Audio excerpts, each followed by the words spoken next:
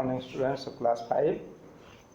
Today we are going to start a new chapter, that is the chapter number 7, in which we have to study about helping verbs.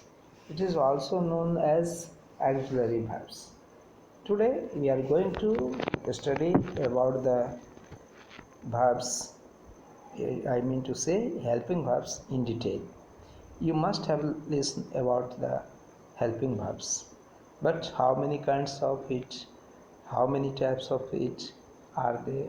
So today we will learn about helping verbs in detail, and I am also sending you the details in detail, but you have to also try to understand them and keep in your mind what is being taught today by me. बच्चों, आज जो 7वां chapter आपके English grammar book का है वो helping verb है। तो आज हम हेल्पिंग वर्ब के बारे में विस्तार पूर्वक बात करेंगे। हेल्पिंग वर्ब को हम ऑक्सिलरी वर्ब भी कहते हैं। अब ऑक्सिलरी वर्ब और हेल्पिंग वर्ब कौन कौन हैं, क्या क्या हैं, इन सब के बारे में हम आज चर्चा करेंगे, बात करेंगे, और आपको हम लिखित में भी इसे भेज दे रहे हैं ताकि आपको याद रहे और अपनी फेयर कॉपी में नोट कर सके।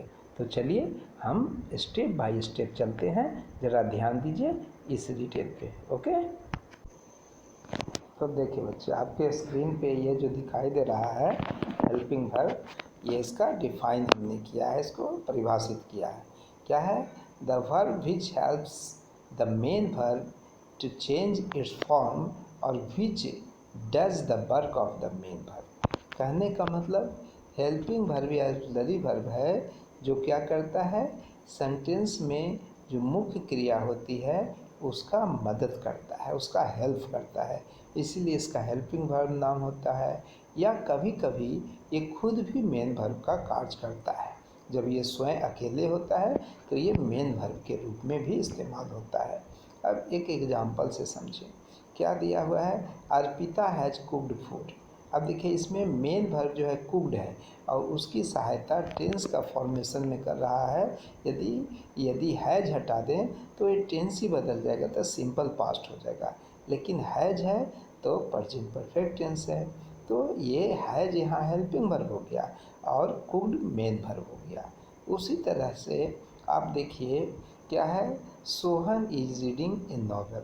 सोहन एक उपन्यास पढ़ रहा है, तो है रीडिंग मेन वर्ब है और इज जो है वो हेल्प कर रहा है, इसकी मदद कर रहा है, इसलिए ये हेल्पिंग वर्ब है और ये टेंस का फॉर्मेशन कर रहा है प्रेजेंट कंटिन्यूअस टेंस। यदि इसमें से इज को हटा देते हैं हेल्पिंग वर्ब को तो ये मीनिंगलेस सेंटेंस हो जाएगा, इसका कोई सोहन रीडिंग ए नॉवेल नहीं होगा, ये गलत हो जाएगा ग्रामर के अनुसार।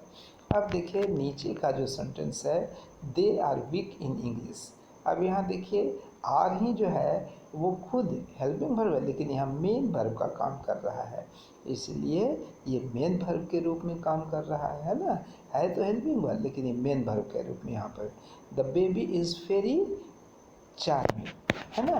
तो यहाँ इज भी देखिए कुछ मेन वर्ब है, इसके अलावा नहीं, तो ये मेन वर्ब का भी काम करता है। अब आइए ऑक्सिलरी वर्ब्स जो होते हैं वो कितने प्रकार के होते हैं, है ना।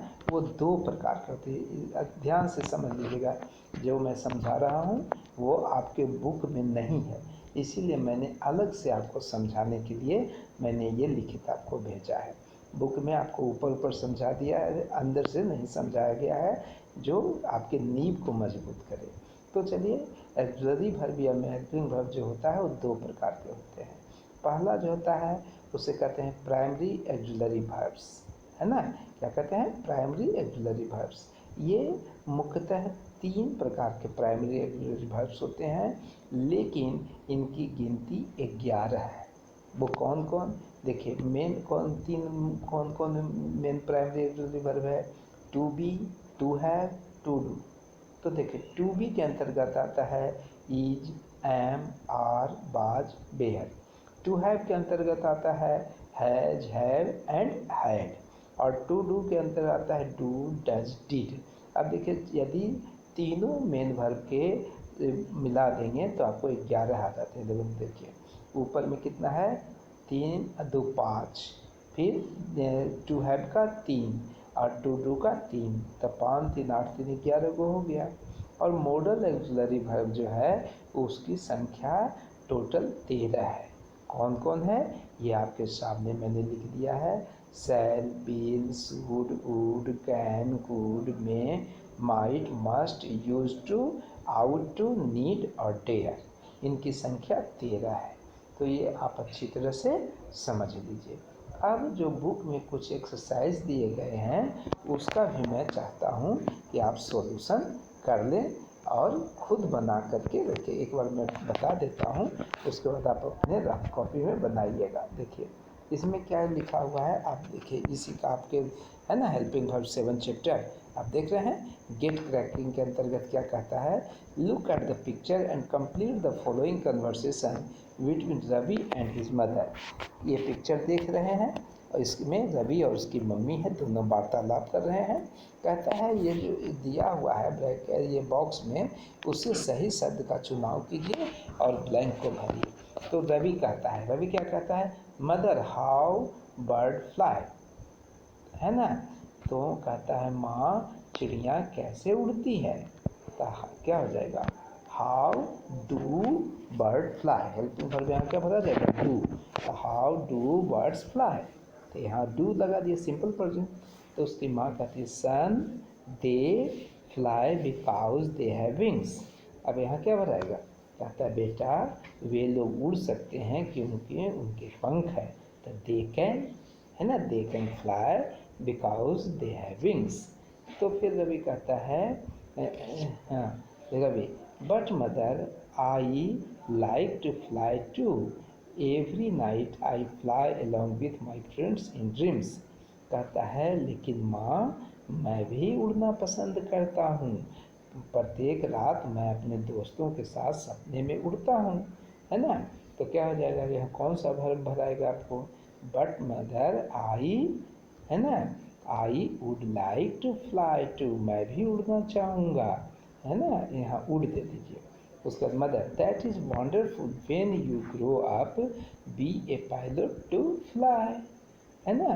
कहता है माँ कहती है अद्भुत बात है, लेकिन जब तुम बड़ो होगे तो तुम्हें क्या एक पायलट बनना पड़ेगा। किसके लिए, उड़ान के लिए। तो you should be a pilot, क्या हो जाएगा, you should be a pilot.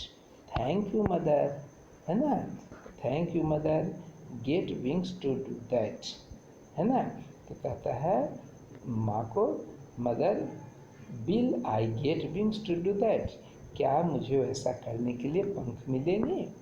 तो ये मैंने तो बता दिया है, लेकिन आप अपनी मेमोरी से इसे फिर लिखिएगा, समझा दिए हैं। उसके बाद अब आइए एक्सरसाइज ए है। इसमें क्या कहते हैं, fill in the blanks with do does. Do और डज से भरना है। तो मैंने आपको बताया सिंपल प्रेजेंट में यदि subject third person singular number रहेगा तो डज, बाद बाकी के साथ डू। तो देखिए एक दो मैं बता देता हूँ आपको कि आई जेन हर होमवर्क केयरलेसली। तो जेन क्या है, नाम है, थर्ड पर्सन तो ये क्या हो जाएगा, डज हो जाएगा। डू यू लाइक पिज्ज़ा, क्या तुम्हें पिज्ज़ा पसंद है, यस आई डू, है ना। इस तरह से 8 ये है, आप बना लीजिएगा।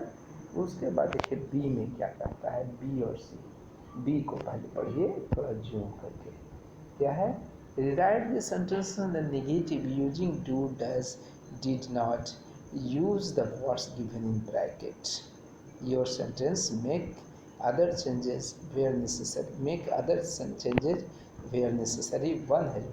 कहता है ये जो सेंटेंस है ना, सारे सेंटेंस को आपको नेगेटिव कर देना है।